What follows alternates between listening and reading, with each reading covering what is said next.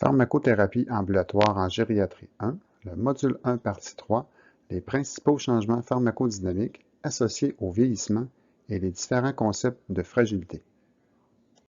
L'effet du vieillissement sur les changements pharmacodynamiques. Ça révèle d'une action du médicament sur l'organisme. On parle d'une relation concentration-effet. C'est relié aux concentrations du médicament au niveau du récepteur, la qualité des interactions avec le récepteur, soit la variation du nombre de récepteurs, ses affinités, les réponses des secondes messagers, la réponse cellulaire, les variations physiologiques et hémostatiques de la personne et les changements dans les réserves fonctionnelles. On a un principe en gériatrie, quand on veut prescrire un médicament, on débute lentement et on continue lentement.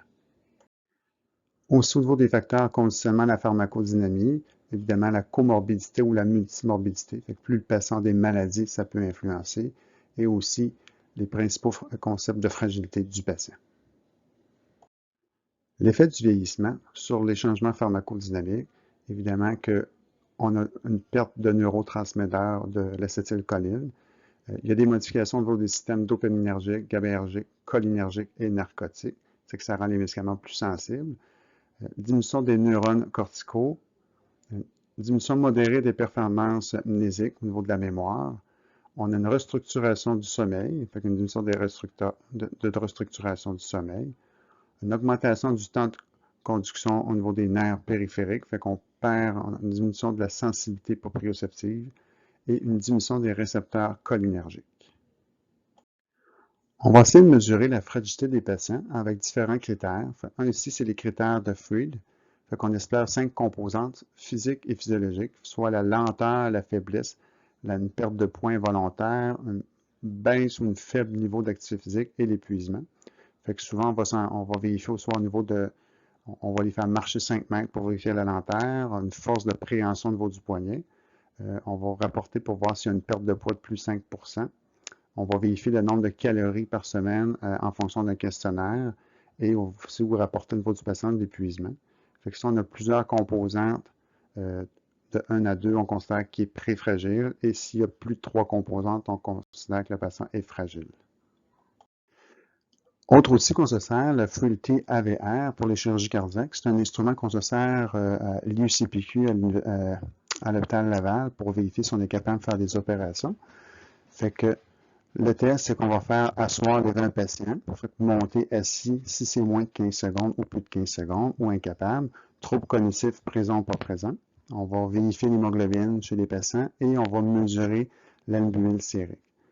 Ces résultats vont nous donner un résultat pour savoir si le patient est apte à subir sa chirurgie ou inapte ou pas capable d'avoir cette chirurgie-là. Comme vous voyez les résultats, de 0 à 2, on considère que le patient va être apte à subir sa chirurgie cardiaque avec les risques de mortalité. Et en 3 et plus, on considère que le patient est plus à risque de mortalité pour la chirurgie, qu'il serait peut-être considéré inapte à subir cette chirurgie-là. Autre indice de fragilité, le Clinical Frailty Scale. Très utile, le consensus canadien de diabète s'en est servi pour décrire les différents grades au niveau des patients, soit de fit, vulnérable ou fragile. On s'en inspire pour les cibles en diabète. Très utile, assez facile d'utilisation. Dans la partie verte, vous voyez que c'est des patients qui sont très en forme. Dans la partie jaune, des patients un peu plus vulnérables, avec besoin d'aide ou avec les différents concepts. Quand on va tomber dans la partie 7 et 8, qui sont les patients très fragiles ou vraiment extrêmement fragiles, ou qui sont soit alités ou ont besoin complètement d'aide, et la partie 9, qui est les patients en phase terminale. C'est un outil assez facile en communautaire, où on peut valider une information assez rapidement pour mesurer l'indice de fit, vulnérabilité ou de fragilité de votre patient. On vous a mis en fin de compte en tableau le Freud en fin de compte des différents critères. Très en forme dans la partie verte, bien ou bien géré. C'est un patient qui est en forme, énergique, il a peu de maladies actives et est capable de contrôler ses symptômes très bien contrôlés. Dans la partie jaune, c'est les parents qui sont un peu plus vulnérables où on commence à avoir de la fragilité. Fait que le patient va se plaindre de ralentissement, il commence à être dépendant dans ses activités de la vie quotidienne et domestique, ou il a besoin d'aide dans ses activités de quotidien et domestique. Dans la partie plus fragile, 7 et 8, comme on disait, c'est totalement dépendant. On approche de la fin de vie. Et la dernière partie, c'est le patient moins de 6 mois à vivre, où on parle de phase terminale.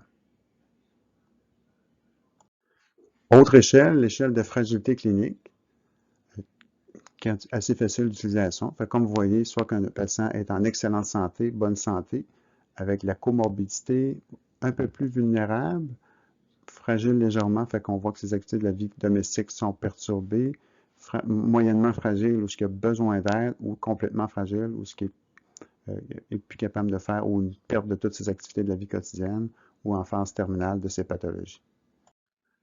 Autre échelle, c'est le Frailty Index. Comme vous allez voir, peu utilisé en clinique. On mesure en fin de compte le nombre de déficits ou de maladies que le patient a, puis on divise par un nombre total de déficits mesurés. Fait qu'on mesure seulement le nombre de maladies et on divise par le nombre total. Comme vous voyez, c'est quand même peu utile en clinique. Je faisais juste vous le présenter. Fait que l'effet du vieillissement, de la fragilité, on va la mesurer de 3 façons.